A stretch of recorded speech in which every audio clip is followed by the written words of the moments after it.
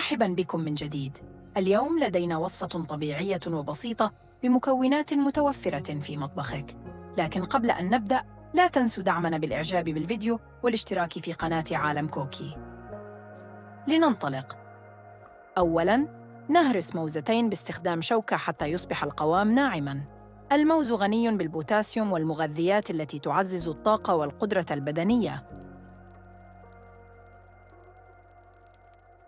ثانياً، نضيف ملعقة صغيرة من القرفة المطحونة. القرفة تحسن الدورة الدموية وتساعد في تعزيز الأداء الجسدي. ثالثاً، نضيف كوباً من السمسم الأبيض إلى الموز المهروس ونقلب جيداً حتى تمتزج المكونات. السمسم يرفع مستوى هرمون التستوستيرون، مما يعزز صحة الرجال ويدعم القوة البدنية والعظام.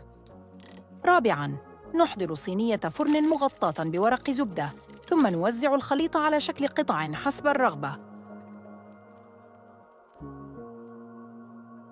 خامساً، ندخلها الفرن لمدة 25 دقيقة حتى تنضج تماماً.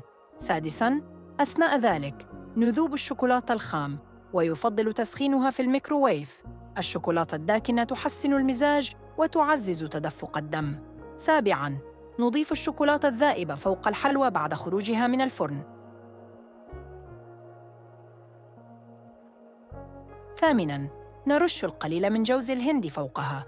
جوز الهند يعزز الطاقة ويدعم صحة الهرمونات.